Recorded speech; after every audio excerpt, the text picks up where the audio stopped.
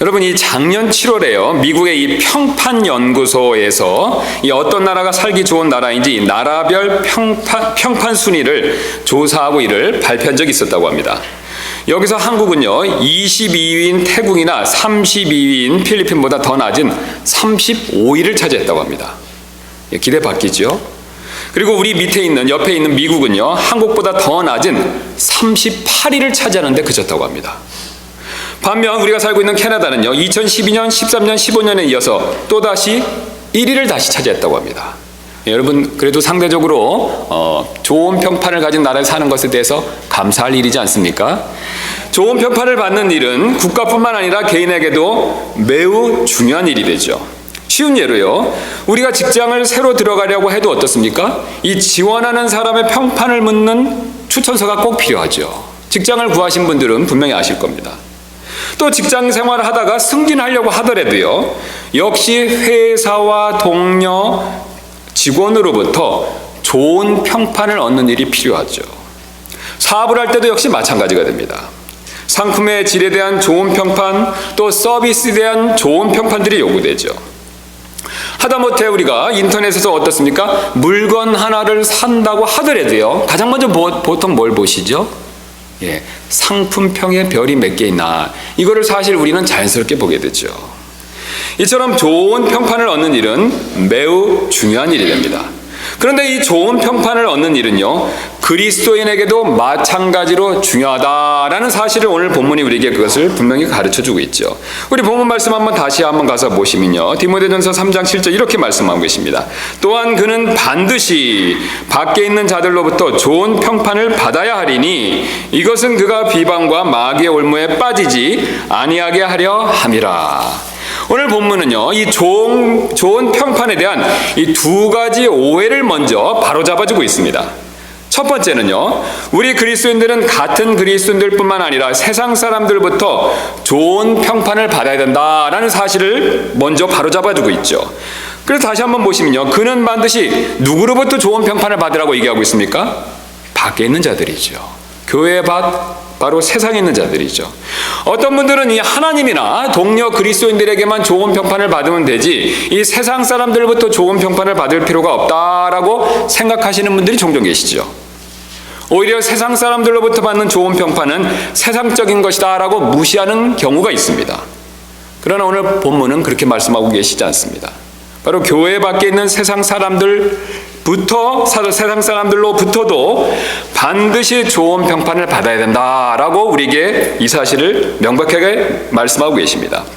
둘째로 오늘 본문은요, 우리가 세상 사람들로부터 좋은 평판을 받아야 할 가장 분명하고도 정확한 이유를 알려주고 계시죠. 이 어떤 그리스도인들은요, 세상 사람들로부터 좋은 평판을 받으려는 이유가 자기에게 이득이 되기 때문에 그렇게 하려고 하는 사람들이 있습니다. 즉 세상 사람들로부터요, 좋은 평판을 받으면 인기가 높아지고 이득이 생기기 때문에 그렇죠. 앞에서 제가 말씀드린 그런 내용 때문에 나는 세상으로부터 좋은 평판을 받는 것이 필요합니다 라고 생각하실 수도 있다는 것이죠. 그러나 오늘 성경은요, 그런 이유 때문에 세상 사람들로부터 좋은 평판을 받아야 된다라고 말씀하고 계시지 않습니다. 오히려 뭐라고 말씀하고 계시냐면요, 비방과 마귀의 올무에 빠지지 않기 위해서 우리는 밖에 있는 자들로부터, 세상으로부터 좋은 평판을 받아야 된다라고 말씀하고 계시죠. 즉 마귀의 정죄함에 빠지지 않기 위해서 우리는 세상으로부터 좋은 평판을 받을 필요가 있다라고 그렇게 말씀하고 계십니다. 여러분, 사실 사탄이 제일 좋아하는 일이 무엇입니까? 제일 좋아하는 일 중에 하나가 무엇입니까? 정죄하는 것이죠. 사탄의 취미는요, 마귀의 취미는 정죄하는 겁니다. 우리 주님이 주로 하시는 일은 어떤 일이십니까? 우리 주님이 하시는 일은요, 용서하시는 일이죠. 우리 주님은 우리의 죄에 대해서 우리보다 더 정확하게, 자세하게, 분명하게 아시지만요, 정죄에서 멈추시는 것이 아니라 용서해 주는 일을 하십니다. 그러나 마귀는 정반대이지 않습니까? 정죄하는 일을 하죠. 판단하는 일을 합니다. 특히 교회와 그리스도인들을 정죄하는 일을 매우 즐거워하죠. 왜 마귀가 그것을 즐거워하고 좋아합니까? 교회와 그리스도인들을 정죄함으로써요, 그들의 잘못을 들추어냄으로 인해서 어떻습니까? 바로 하나님께 영광 돌리는 일을, 하나님의 영광을 가릴 수 있기 때문에 그렇습니다. 그러므로 우리는요, 이 나의 인기 때문이 아니라 하나님의 영광을 위해서 사실 세상으로부터도 좋은 평판을 간증으로 세울 필요가 분명히 있습니다. 이처럼 그리스도인들은요, 세상 사람들에게조차도 좋은 평판을 받아야 된다라는 사실을 분명히 오늘 본문이 그것을 우리에게 알려주고 계십니다. 그러나 어떤 분들은요, 이 본문을 좀 유심히 보시고 이 구절의 문맥상 이 목회자에게만 해당되는 내용이 아닙니까? 그래서 이 좋은 평판을 받는 일은 일반 성도인 저와는 관계없이 목사님들만 열심히 받아야 되는 것이 아닙니까? 라고 생각하실지도 모르겠습니다. 그러나 성경은요, 이 좋은 평판을 얻는 일이요, 모든 그리스도인들에게 반드시 꼭 필요한 일이다라는 사실을 강조하고 있습니다. 그래서 성경은 이 사실을 여러 곳에서 우리에게 풍부하게 보여주고 있는데 주보를 참조해 주시면 감사하겠습니다. 우리 주보에 보시면요, 최소한 신약 성경에서 우리가 얼마나 좋은 평판을 많이 받아야 되는지 그 내용들을 우리에게 자세히 가르쳐주고 계시죠. 가장 먼저 우리가 아시는 대로 사도행전 6장 3절 말씀 보시면요, 이렇게 시작하고 계시지 않습니까? 그러므로 형제들아, 너희는 너희 가운데서 정직하다는 평판이 있고 성령님과 지혜가 충만한 사람 7을 찾아내라. 우리가 이 일을 그들에게 맡기고. 자, 우리가 잘 아시는 대로 사도행전 6장 3절은 누구를 선택할 때 주신 말씀이 됩니까? 교회 집사죠. 교회의 집사는 그 전에, 집사가 되기 전부터 어떻습니까? 정직하다는 좋은 평판이 있는 사람이 되어야 된다는 것이죠. 목회자뿐만 아니라 집사들도 정직하다는 좋은 평판을 받아야 된다라는 것을 분명히 말씀하고 계시죠.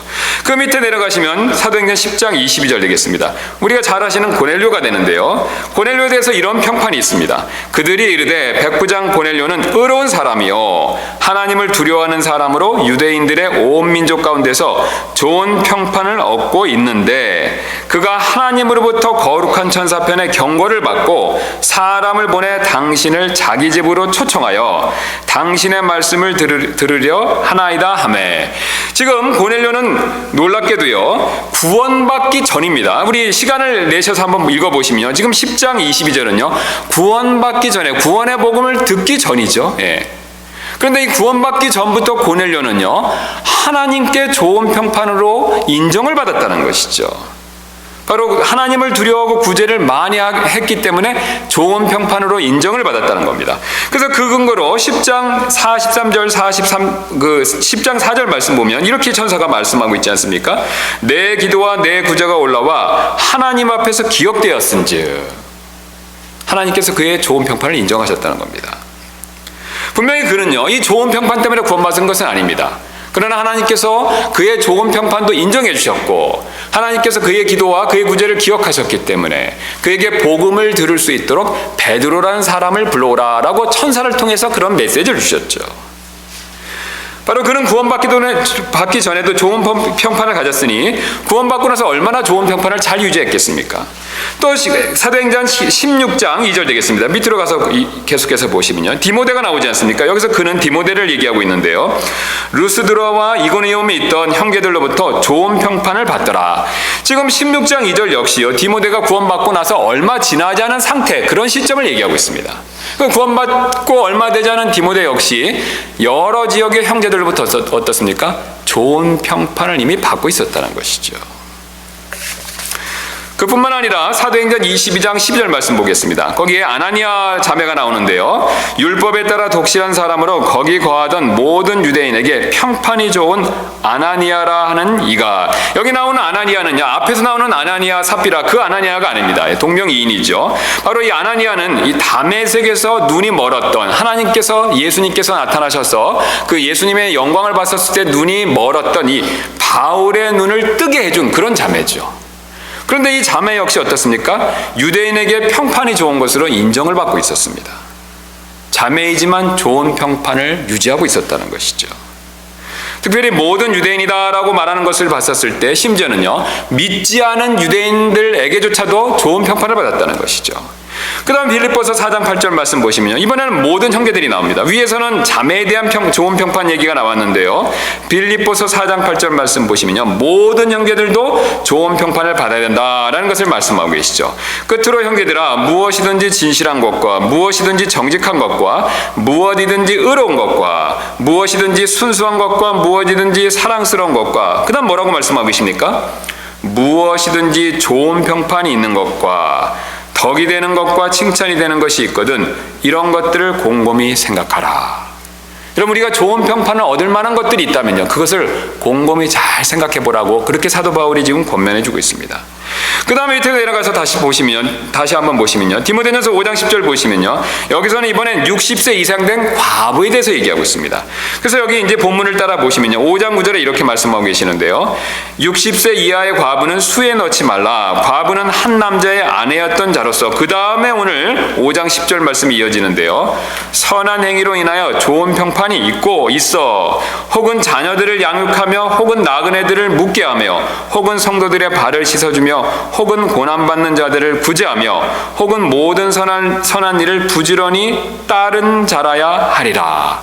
지금 60세 이상 된 사람만 과부에 넣으라고 얘기하고요, 그 과부가 참 과부로서 우리가 좋은 평판을 받기 위한 이런 내용들을 쭉 가르쳐주고 있다는 것이죠.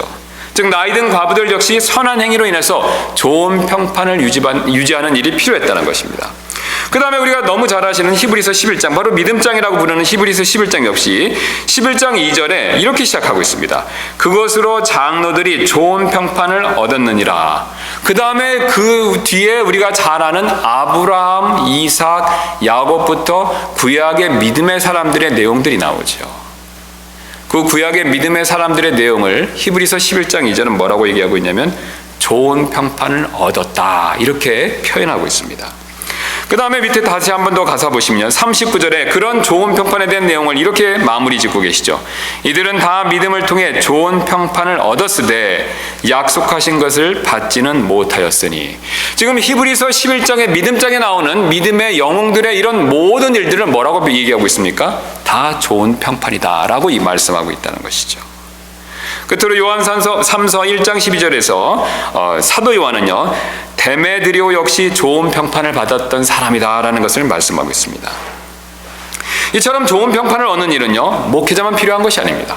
집사, 성도분 모두에게 필요하다는 것이죠. 또 형제들만 필요한 것이 아니죠. 자매님들도 필요하고 남녀노소를 불구하고 모든 그리스도인들에게 필요한 일이라는 것이죠.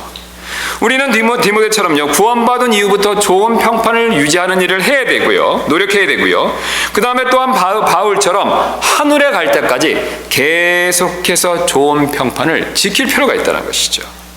목회자나 집사만의 일은 아니라는 것입니다. 모든 성도들에게 하나님께서 요구하시는 일이 된다는 것이죠. 자, 그렇다면 우리는요, 무엇을 가지고 좋은 평판을 세워야 될까요? 세상에는 여러 가지 조건들이 있습니다. 세상에는 여러 가지 기준들이 있죠. 여러 가지 조건과 기준을 가지고 좋은 평판을 세우라고 그렇게 세상을 가르칩니다. 그러나 하나님께서는 하나님이 정해놓으신 기준을 오늘 성경 말씀을 통해서 우리에게 가르쳐주고 계시죠. 특별히 사도 바울은요, 신약 성경에서 이 20가지 기준을 제시하고 있습니다. 그리고 이를 주로 디모데전서 3장과 디도서 1장에 기록해놨는데요, 특히 디도서 1장이 이를 더 분명하게 보기 쉽게 잘 정리해 놓았습니다. 그래서 우리 디도서 1장 7절하고 8절 2절만 잠깐 가서 살펴보도록 하겠습니다. 뒤로 몇 페이지만 넘기시면 디도서가 나와 있습니다.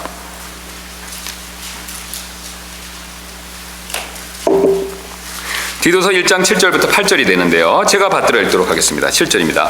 감독은 목회자가 되겠죠. 하나님의 청지기로서 결코 책망받을 것이 없어야 하느니라. 자, 좋은 평판을 위해서 책망받을 것이 없어야 된다라고 말씀하시죠. 그 다음에 그 구체적인 기준들이 나오는데요, 그는 자기 뜻대로 하지 아니하며 쉽게 화내지 아니하며 자기를 술에 내주지 아니하며 구타하지 아니하며 더러운 이익에 빠지지 아니하며, 그 다음 8절입니다. 오직 손님 대접하기를 좋아하며 선한 사람들을 사랑하며 맑은 정신을 가지며 정의로우며 거룩하며 절제하며. 지금 바울은요, 좋은 평판을 얻기 위해서 책망받을 것이 없어야 될 기준들을 분명히 말씀하고 계시죠. 자, 바울은 지금 좋은 평판을 얻기 위해서 목회자만 이렇게 하라는 것은 아닙니다. 물론 1차적으로 목회자가 이렇게 하는 것이 필요하죠. 그러나 우리가 앞에서 살펴봤던 것처럼요, 목회자는 그것에 대한 가장 기본적인 모델이 되고, 다른 성도들도 역시 어떻습니까? 그와 비슷하게, 그와 같이 좋은 평판을 얻기 위해서 이런 일들을 하는 것이 필요하다라는 것을 지금 말씀하고 계시다는 것이죠. 목회자는 당연히 해야 되고, 우리 모든 성도들 역시 이것을 행동 기준으로 삼아야 된다는 뜻이 됩니다. 그래서 사도 바울은요, 지금 이 두 구절에서 10가지 기준을 제시하고 있는데요, 그 중에서 이 7절에서는요, 좋은 평판을 얻기 위해서 하지 말아야 할 것 5가지를 먼저 말씀하고 있습니다. 그 다음에 이어지는 8절에서는요, 좋은 평판을 위해서 해야 할 것 반대로 5가지를 또한 이어서 말씀하고 계십니다. 그래서 이를 잠깐 시간을 내서 순서대로 살펴보도록 하겠습니다. 가장 먼저 바울은요, 자기 뜻대로 하지 말아야 책망받을 것이 없고 좋은 평판을 얻을 수 있다라는 사실을 우리에게 말씀해 주고 계시죠. 자, 자기 뜻대로 한다는 것은요, 여러분 어떻습니까? 우리 안에 있는 죄된 자아를 따라서 자기 원하는 대로 하려는 것이죠. 여러분, 우리 안에 있는 죄된 자의 가장 큰 문제점이 무엇입니까? 자기중심적이라는 거죠. 이기적이라는 겁니다. 하나님과는 정반대입니다. 하나님은 이타적인 분이십니다. 그러나 우리는요, 사실 너무나 자기중심적이고 이기적이죠. 여러분, 바로 문제가 여기에 있습니다. 모든 죄악의 뿌리는요, 바로 자아에 있고요. 이 자아의 특징은요, 이기적이라는 겁니다. 자기중심적이라는 것이죠. 그래서 첫 번째로 이 좋은 평판을 받기 위해서 자기 뜻대로 해서는 안 된다라고 말씀하고 계십니다. 여러분 한번 생각해 보시기 바랍니다. 이 다른 사람은 고려하지 않고 자기 원하는 대로 하려고 하는 사람치고요, 다른 사람들로부터 좋은 평판을 받는 사람이 있습니까? 여러분, 그런 사람은 없습니다. 자기 원하는 대로 하려는 사람치고 다른 사람이 좋은 사람이라고 인정을 받을 수 없다는 것이죠. 여러분, 집에서 한번 생각해 보시기 바랍니다. 남편이나 아내가요, 무조건 자기 원하는 대로 한다라고 생각해 보시기 바랍니다. 상대방 배우자로부터요, 좋은 평판을 받을 수가 없지요. 여러분, 사실 이 진리는요, 직장에서도 마찬가지지 않습니까? 직장에서도 자기 원하는 대로 하려고만 한다. 내가 하고 싶은 일, 내가 편한 일만 하려고 한다. 여러분 어떻습니까? 역시 좋은 평판을 받기는 어렵죠. 여러분, 이 원리는요, 교회에서도 마찬가지가 됩니다. 내 방법, 내 뜻, 내 생각만 옳다고 믿고요, 무조건 모든 일에서 내 뜻대로, 내 원하는 대로 하려고만 한다면요, 결코 주변에 있는 다른 지체들로부터요, 좋은 평판을 받을 수가 없습니다. 여러분, 제가 목회자로서요, 가만히 보면요, 이 교회에서 좋은 평판을 얻지 못하시는 분들의 공통점이 있습니다. 능력이나 은사가 부족해서가 절대로 아닙니다. 바로 사도 바울께서 오늘 경고하신 것처럼 자기 뜻대로 하려는데 바로 거기에 문제가 있다는 거죠. 교회 안에서 다른 사람에 대한 고려 없이요, 내 뜻대로 내가 원하는 대로 하려고 할 때 아무리 은사가 뛰어나고 아무리 능력이 출중하다 하더라도요, 결코 좋은 평판을 얻을 수 없다는 겁니다. 심지어 그런 분들 가운데 어떤 분들은요, 다른 사람들이 참고 양보해 주는데도 그것도 모르고 계속해서 자기 뜻대로 하려고 하면서 자기에 대한 평판을 망치는 분들이 계시다는 거죠. 여러분, 그러나 우리는 그리스도인으로서 좋은 평판을 얻으려면요, 오히려 다른 사람을 먼저 고려할 필요가 있습니다. 성경은 이 사실을 우리에게 분명히 말씀하시는데요, 빌립보서 2장 3절부터 4절입니다. 어떤 일도 다툼이나 헛된 영광으로 하지 말고 오직 겸손한 생각으로 각각 자기보다 남을 더 낫게 여기며 각 사람이 자기 일들만 돌아보지 말고 각 사람이 남의 일들도 돌아보라. 여러분, 좋은 평판을 얻을 수 있는 비결을 말씀하고 계시지 않습니까? 나보다는요, 남을 조금 더 생각해 주라는 거죠. 내가 다른 사람을 더 많이 고려하고 생각해 줄수록요, 내가 다른 사람을 나보다 좀 더 낫게 여기고 다른 사람들이 이래 관심을 가져줄수록요, 나도 모르게 주변 사람들로부터 좋은 평판을 얻을 수 있다는 겁니다. 여러분, 우리는 그렇게 할 필요가 있습니다. 다른 사람들에게 인기를 얻기 위해서가 아니라요, 바로 하나님께 영광이 되기 위해서, 우리의 몸된 교회가 더 세워지기 위해서 우리는 그렇게 할 필요가 있다는 것이죠. 이어서 바울은요, 쉽게 화내지 말아야 된다라는 사실을 우리에게 좋은 평판을 유지할 수 있는 방법으로 또 말씀해 주고 계시죠. 지금 유심히 보시면요, 바울은요, 절대 화내지 말라 그렇게 말씀하고 계시지 않습니다. 여러분, 그렇지요? 절대란 말이 붙어 있지 않고 어떤 말이 붙어 있습니까? 쉽게 화내지 말라라는 말이 붙어 있다는 것이죠. 사실 성경은 화내는 것 자체를 문제 삼지 않습니다. 화내는 것 자체가 무조건 죄다라고 말씀하고 계시지 않죠. 문제는요, 쉽게 화를 낼 때 그때 어려움이 생긴다는 것이죠. 여러분, 왜 그랬습니까? 쉽게 화를 내는 사람은요, 다른 사람과 쉽게 다툴 수밖에 없습니다. 다른 사람과 쉽게 다투다 보면요, 다른 사람에게 상처를 주고 본인도 상처를 받죠. 그 결과 자연스럽게 좋은 평판을 얻기가 어렵습니다. 설령 좋은 평판을 이미 가졌다 하더라도요, 좋은 평판을 유지하기가 어렵다는 것이죠. 특별히 자기 뜻대로 하려고 하는 것이 강한 사람일수록요, 쉽게 화를 내는 경향이 분명히 있습니다. 여러분, 그렇지 않습니까? 내가 원하는 대로 막 하려다 보면요, 그렇게 안 됐을 때 쉽게 나도 모르게 화를 낼 수 있다는 것이죠. 그러므로 자기 뜻대로 하려는 마음을 좀 줄여야 쉽게 화를 내지 않을 수도 있다는 것입니다. 좋은 평판에 간증을 세우려면요, 쉽게 화를 내지 말아야 된다는 것이죠. 그래서 성경은요, 이 쉽게 화를 내지 않는 사람에 대한 칭찬이 있습니다. 잠언 16장 32절입니다. 분노하기를 더디하는 자는, 분노하기를 하지 말라는 뜻이 아닙니다. 분노하기를 더디하는 자는 용사보다 낫고 자기 영을 다스리는 자는 도시를 취하는 자보다 나으니라. 여러분 어떻습니까? 지금 화내는 걸 절제할 수 있는 사람은요, 자기 영을 화내는 자기 영을 다스릴 수 있는 사람이 용사보다 낫다라고 그렇게 인정받고 있죠. 그렇게 인정해 주시고 계시죠. 세 번째로 바울은요, 자기를 술에 내어주지 말아야 된다라는 사실을 말씀하고 있습니다. 자기를 술에 내어주지 않았을 때 좋은 평판을 얻을 수 있다는 것이죠. 지금 본문 말씀 역시 유심히 보시면요, 사도 바울은요, 단순히 술을 먹지 말라 그렇게 말씀하고 계시고 있지 않다는 것이죠. 여러분 그렇지 않습니까? 성경에서 다른 곳에서는요, 술 취하지 말라, 술 먹지 말라라고 직접적으로 말씀하시는데요, 오늘 본문을 보시면요, 약간 특이하게 표현하신다는 거죠. 술에 자기를 내주지 말라는 것이지요. 여러분 이게 무슨 뜻입니까? 바로 술에 자기 자신을 맡기지 말라는 것이죠. 즉 술이 주는 쾌락에 자신을 맡기지 말라는 뜻입니다. 여러분 만약에 술이 주는 쾌락에 내 자신을 맡기면 어떤 일이 벌어집니까? 이 술이 주는 쾌락이 나를 지배하죠. 그리고 그 쾌락이 나를 지배하면 지배할수록요, 사실 좋은 평판을 지키고 세우기 어려운 문제들을 나도 모르게 일으킬 수 있다는 겁니다. 사실 그리스도인들은요, 술뿐만 아니라 어떤 쾌락에도 자기 자신을 맡겨서는 안 됩니다. 그래서 우리가 지난 시간에 살펴봤던 것처럼 식탐조차도 조심할 필요가 있습니다. 먹는 것은 귀하지만 그 식탐의 욕심에 내 자신을 맡기면요, 여러 가지 문제가 생긴다는 것이죠. 결국 이런 쾌락이 나 자신을 지배하고 나 자신의 간증을 망치는 그런 결과를 초래할 수 있기 때문에 그렇습니다. 그러므로 좋은 평판을 유지하기 위해서는요, 쾌락에 빠지지 않도록 조심할 필요가 있습니다. 또한 좋은 평판을 유지하기 위해서는요, 네 번째로 굿하지 말아야 된다라는 사실을 말씀하고 계십니다. 여러분 이 굿하는 사람의 특징이 있죠. 보통 점잖고 온순한 사람은 폭력을 쓰지 않습니다. 이 굿하는 사람은요, 사실 매우 폭력적이고 호전적인 사람이죠.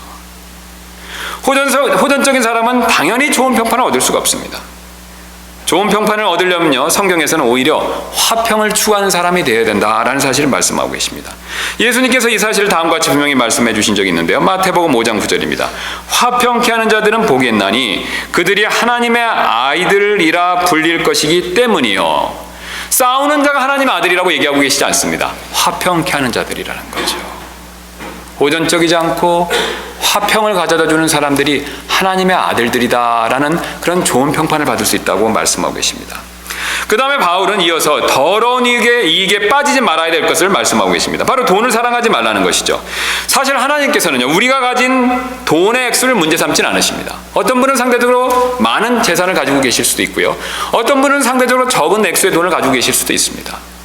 각자 하나님의 노력에 근거해서 또 하나님께서 복 주신 것에 비례해서 가지고 있는 것이죠. 하나님 우리가 돈을 많이 가졌다고 문제 삼거나 적게 가졌다고 그것으로 인해서 뭔가 잘못한 것이 있다라고 말씀하신다는 것이 아니라는 것이죠.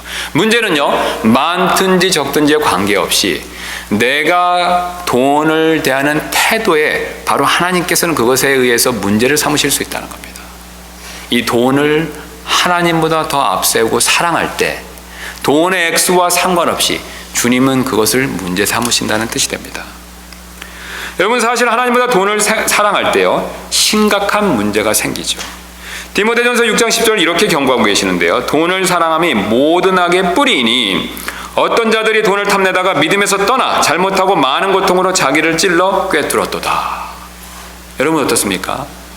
액수에 상관없이요, 돈을 하나님보다 더 사랑하면요, 믿음에서 떠나고요, 여러 가지 문제가 생기죠. 그 문제로 인해서 좋은 평판을 결코 유지할 수 없다는 것입니다. 그러므로 돈을 사랑하는 것이 모든 악의 뿌리이기 때문에 절대로 그리스도인들은요, 이것으로 인해서 좋은 평판을 유지할 수가 없습니다. 이제 반대로 바울은요 8절에서 좋은 평판을 위해서 해야 될 것들을 또한 이어서 말씀하고 계십니다. 가장 먼저 무엇을 말씀하고 계십니까? 손님 접대하기를 좋아하라 라고 말씀하고 계십니다. 바로 다른 사람을 환대하고 다른 사람에게 자기가 가진 것을 나누어 줄 줄 알아야 좋은 평판을 얻을 수 있다는 것이죠. 여러분 사실 우리 주변에 그런 분들이 계시지 않습니까? 내가 가진 것들을 이렇게 여유 아끼지 않고 또 필요 이상으로 이렇게 잘 나눠주시는 분들이 계십니다. 여기 손님 대접하라고 했었을 때 바로 핵심은 손님이 아니라 대접하는 데 있습니다. 때때로 자기 가정을 개방하고요. 또 자기가 음식과 여러 가지 필요한 것들을 마련해서 이 다른 지체들을 잘 대접하는 분들이 계십니다. 그럼 그렇게 잘 섬기고 대접하시는 분들에 대해서 어떻습니까? 우리는 그런 분들에 대한 좋은 평판들을 갖죠. 자연스럽게 좋은 평판을 얻을 수밖에 없다는 것입니다. 그 다음으로 사도 바울은요 선한 사람들을 사랑하라 라고 말하고 있습니다. 내가 좋아하는 사람이요 능력 있고 재력 있는 또 외모가 좋은 그런 사람이 되어서는 안 된다라고 말씀하고 계시죠. 오히려 예수님처럼요 선한 사람 그런 사람들을 더 사랑하고 가까이하고 좋아해야 된다라고 말씀하고 계십니다. 주님께서 우리가 그렇게 했을 때 주님께로부터 좋은 평판을 얻을 수 있다는 것이죠. 그 다음에 이어서 또한 맑은 정신을 가지라고 말씀하고 계십니다. 여러분 앞에서도 제가 지난주에 설교에서 말씀드렸듯이 욕심에 빠지면요 우리의 마음은 항상 치우치게 되어 있습니다. 우리의 눈은 근시안 쪽으로 좁아진다는 것이죠. 여러분 음식을 우리가 먹을 때 왜 탐식에 빠지지 않도록 조심할 필요가 있습니까? 우리가 식탐에 빠지면요 음식 자체에 우리의 시야가 머무른다는 것이죠. 우리 음식 자체에만 우리의 시야가 제한된다는 것이죠. 음식을 주시는 주님 하나님께서 섭리 가운데 일용할 양식을 주셨다는 사실을 우리가 못 보게 만든다는 것입니다. 여러분 모든 욕심은 마찬가지입니다. 욕심에 빠지면요 어리석게 됩니다. 어리석게 돼서 좁은 것밖에 보지 못한다는 것이죠. 바로 앞에 있는 것만 보는 근시안이 된다는 것이죠. 그러므로 그렇게 되지 않기 위해서는요 우리는 절제하는 맑은 정신을 가져야 이 지혜롭게 행동해서 좋은 평판을 얻을 수가 있습니다. 그 근거로 우리 뒤로 넘기셔서 보시면요 사도 바울이 그 사실을 명확히 보여주는데요. 바로 뒤로 넘기셔서 디도서 2장 11절부터 12절입니다. 이 두 가지를 분명히 연결해서 말씀하시는데요. 디도서 2장 11절 12절입니다. 구원을 가져다 주시는 하나님의 은혜가 모든 사람에게 나타나 우리를 가르치시되 경건치 아니한 것과 세상에 속한 정욕들을 우리가 거부하고 이 정욕들을 우리가 거부했었을 때 뭐라고 말씀하고 계십니까? 이 현 세상에서 맑은 정신을 가지고 의롭게 하나님의 뜻대로 살며 이 정욕을 거부하는 것과 맑은 정신을 가지는 것이 관계가 있다라는 사실을 분명히 보여주고 있죠.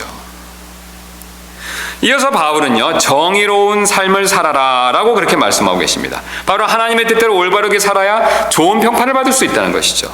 그리고 끝으로 마지막으로 거룩하며 절제하라 라고 그렇게 말씀하고 계십니다. 그런데 우리가 지금까지 10가지 내용을 살펴봤었는데요 이 흥미로운 사실은 이 좋은 평판을 위한 내용 가운데서요 교회 봉사를 열심히 해라, 찬양을 잘해야 된다, 기도를 많이 해야 된다, 또는 성경 지식이 많아야 된다라는 내용에 대한 언급이 없다는 것이죠. 여러분 그렇지 않습니까? 아주 흥미롭게도요 그런 내용은 전혀 없습니다. 그 대신 전부 이 성품과 태도에 대한 내용만을 말씀하고 계시죠. 이것은요 능력이나 일보다 이 성품과 태도가 더 중요하다라는 사실을 우리에게 분명히 가르쳐주고 있습니다. 사실 많은 분들이 거꾸로 생각하십니다. 이 교회에서요 좋은 평판을 얻으려면 기도 많이 하고 성경 많이 읽고 성경 지식 많고 봉사 열심히 하고 찬양 잘하고 그런 것 얻으면 좋은 평판을 얻을 수 있는 비결이다라고 생각하시죠. 틀린 얘기가 아닙니다. 그러나 오늘 흥미롭게도 하나님께서는 그것보다도 더 앞서서 더 중요한 기준들을 제시하셨죠. 어떤 것입니까? 바로 성품과 태도에 대한 내용들입니다.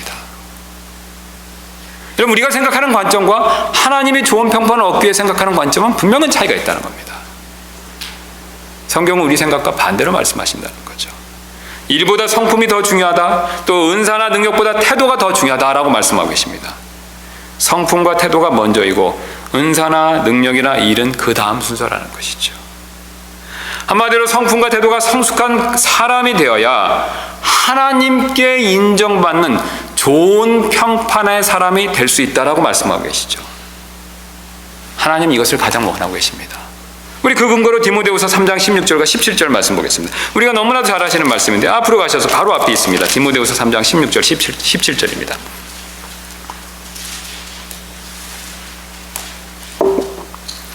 16절입니다. 모든 성경 기록은 하나님의 영감으로 주신 것으로 교리와 책망과 바로잡음과 의로 교육하기에 유익하니.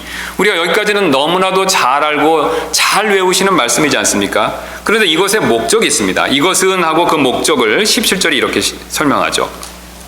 이것은 하나님의 사람이 완전하게 되어, 그 다음 뭐라고 말씀하고 계십니까? 모든 선한 일에 철저히 갖추어지게 하려 함이라. 하나님께서 성경을 주신 궁극적인 목적이요, 교리를 많이 알고 성경 지식을 머릿속에 많이 쌓는 것, 그것이 궁극적인 목적이 아니라는 것이죠. 당연히 그것은 필요한 일이고요, 그것 다음으로 우리가 더 신경 써야 될 목적이 있다는 겁니다. 여러분, 그것이 무엇입니까? 바로 하나님의 사람으로서 완전하게 되는 것이죠. 어떻게 완전하게 되는 것입니까? 모든 선한 일에 철저히 갖춰지는 거죠. 바로 모든 일에서요, 오늘 사도 바울이 가르쳐준 그 기준에 따라서요, 좋은 평판을 받는 사람이 되어야 된다는 것입니다. 즉 모든 선한 일에서 철저히 갖추어져서 좋은 평판을 세워 하나님께 영광을 돌리는 것, 하나님은 이것을 원하신다는 겁니다. 그러므로 우리는 이런 목적을 가지고 좋은 평판을 세울 필요가 반드시 있습니다. 그러나 사실 우리가 잘 아시는 대로 이런 좋은 평판을 세우려면요, 내 혼자 힘으로는 분명히 한계가 있습니다. 저와 여러분 마찬가지지 않습니까? 이런 좋은 평판을 세우기에 애쓰지만요, 사실 쉽지가 않습니다. 자, 그래서 주님께서는요, 우리가 서로 지체로서 서로 반드시 도울 필요가 있다라는 사실을 강조하고 계십니다.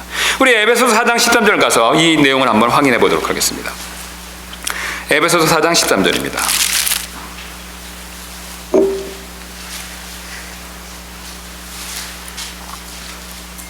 사도 바울께서 이 사실을 우리에게 분명히 말씀해 주시는데요, 마침내 우리가 다 믿음과 하나님의 아들을 아는 것에서 하나가 되어 완전한 사람에 이르고 그리스도의 충만하심에 장성한 분량에까지 이르리니.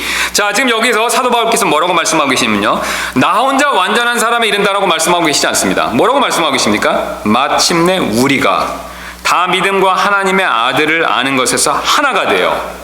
지금 완전한 사람에 이르는데요, 나 혼자 열심히 노력해서 완전한 사람이 되라고 말씀하고 계시지 않습니다. 물론 성경에서 다른 구절에서 그렇게 말씀하시는 구절도 있는데요, 특별히 사도 바울께서는 에베소서 4장 13절에서는요 우리가 하나가 되어서 함께 그렇게 해야 된다라는 사실을 말씀하고 계시죠. 우리가 하나가 되어서 함께 완전한 사람에 이룰 수 있다라고 말씀하고 계십니다. 즉 완전한 사람 그리스도의 장성한 분량에 이르기 위해서는요, 우리가 다 함께 하나가 되어 서로가 도와야 된다는 것이죠. 그럼 바울이 왜 이렇게 지금 말하고 있습니까? 이 교회는요, 여기 계신 모든 분들은요, 전부 한 지체이기 때문에 그렇습니다. 한 지체이기 때문에 서로 도움을 받아야 서로 완전해질 수 있습니다. 여러분, 실제로요, 서로에 대한 장단점을 누구보다도 잘하는 사람은 바로 나의 주변 사람들이죠. 여러분, 그렇지 않습니까? 나의 단점, 내가 좋은 그리스도인으로서 좋은 평판을 세우지 못하는 그 단점에 대해서요, 가장 잘하는 사람은요, 저 멀리 있는 사람들이 아니라 바로 내 주변에 있는 사람들이죠. 내 가족과 내 지체들입니다. 그러므로 사실 내 옆에 내 가족과 내 지체만이요, 내 단점을 고치도록 도와줄 수 있는 유일한 사람들입니다. 내 주변에 있는 내 지체들과 내 가족들이 나를 도와줄 때요, 사실 내가 좋은 평판을 얻도록 변화될 수 있습니다. 그렇다면 이를 위해서 서로 어떻게 도와줄 수 있을까요? 가장 먼저 첫 번째는 서로 정죄하지 말아야 됩니다. 제가 쉬운 예로요, 우리가 짜장면을 드셔본 적이 있으실 겁니다. 여러분, 짜장면 좋아하시죠? 짜장면을 드시다가 나도 모르게 짜장면이 사실 이 면이다 보니까 젓가락질해서 먹기가 약간 불편한 게 있는데, 면이 길면 좀 그런 일이 자주 있지 않습니까? 이렇게 먹다가 내 입 주변에 짜장이 묻을 수가 있습니다. 보통 내 옆에 짜장이 묻었다면요, 어떻게 하시죠? 내 손이 얼른 그 짜장을 닦아주지요. 그러나 만약 손이요, 이 묻은 짜장을 닦아주지 않고 계속해서 손가락질만 하고 왜 저렇게 더러운 얼굴을 하고 있지라고 이런 상태로 있다면 어떻습니까? 문제는 여기 묻어있는 짜장의 문제가 아니라요, 이 손에 문제가 있다는 것이죠.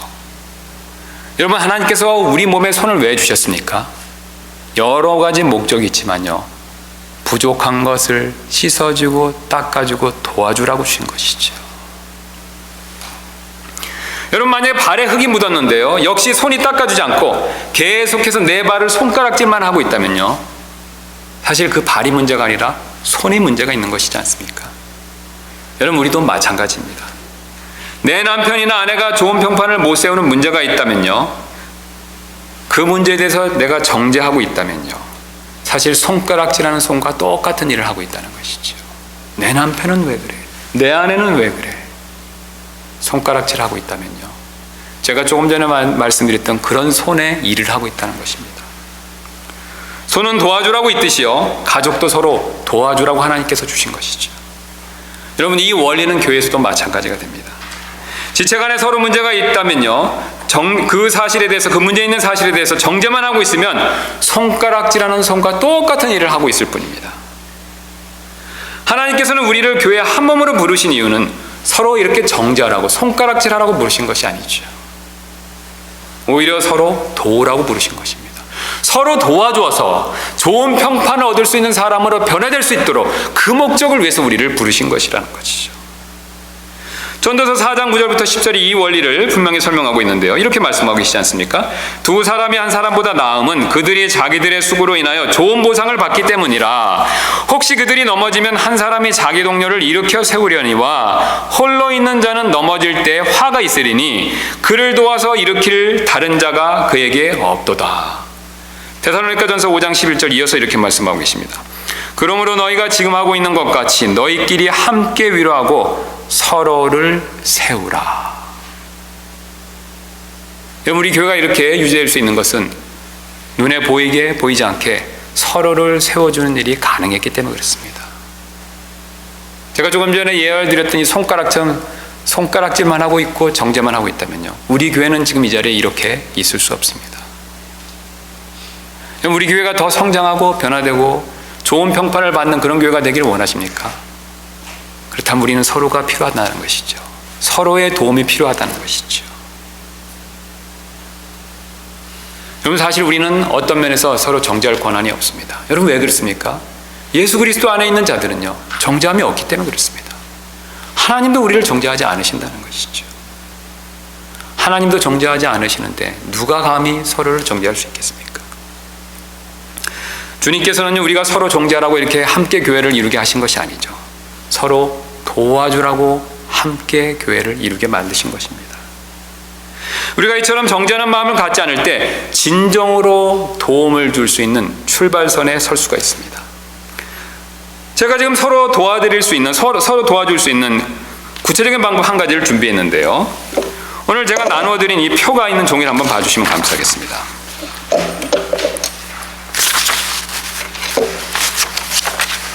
이 표는요, 오늘 우리가 살펴본 좋은 평판을 얻을 수 있는 기준 10가지를 왼쪽에 이렇게 쭉 적어놓은 것이 됩니다. 그 다음에 오른쪽에는요, 그 낮은 평판부터 높은 평판까지 이렇게 우리가 평판을 매기기 쉽게 이렇게 숫자를 쭉 붙여놨습니다. 그래서 이것을 가지고요, 이 종이를 가지고요, 여러분 꼭 한번 반드시 해보실 필요가 있습니다. 가장 먼저 첫 번째 이 표에서 자기 자신이 한번 꼭 평가해 보시기 바랍니다. 그 다음에 자기 자신의 평가하는 일에서 멈추시면 안 되고요, 그 다음에 내 가족들, 내 배우자나 또 아니면 내 가까이 있는 사람들에게 그 두 번째 밑에 있는 표에도 한번 평가를 해달라고 부탁을 꼭 해보시기 바랍니다. 가능하면 더 밑에 있는 표에게 또 다른 사람에게 부탁하셔도 됩니다. 부탁할 분이 없으시면 저한테 부탁하시면 제가 아주 객관적으로 잘 평가해 드리겠습니다. 여러분, 이렇게 여러분에게 부탁해서 하면요, 한 가지 중요한 사실을 발견할 수 있습니다. 여러분, 어떤 사실인지 아십니까? 내가 평가한 것과 다른 사람들이 평가한 것에 차이가 있다는 것이죠. 여러분, 바로 이 부분부터 우리는 서로 내 주변 사람들과 이야기를 할 수가 있습니다. 내가 내 자신을 평가하는 것과요, 다른 사람이 나를 평가하는 것에 차이가 있다는 겁니다. 여러분, 그것은 무엇을 의미합니까? 내가 나의 부족한 점을, 좋은 평가를 받지 못하는 부분에 대해서 모르는 게 있을 수 있다는 것이죠. 여러분, 부부간에 꼭 한번 해보실 필요가 있습니다. 그럼 차이점이 있고요, 그것에 대해서 우리가 솔직하게 얘기할 수 있는 중요한 근거가 된다는 것이죠. 여러분, 그러나 그때 절대로 다투시면 안 됩니다. 왜 점수를 이거밖에 안 줬어라고 하면 싸움이 일어날 수 있습니다. 그건 마귀가 좋아하는 일이죠. 그 목적으로 하는 것이 아닙니다.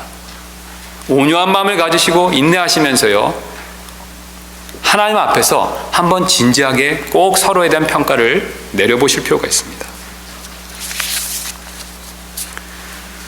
이렇게 우리가 솔직히 이야기를 나누다 보면요, 내가 몰랐던 나의 부족한 점을 분명히 발견할 수가 있습니다.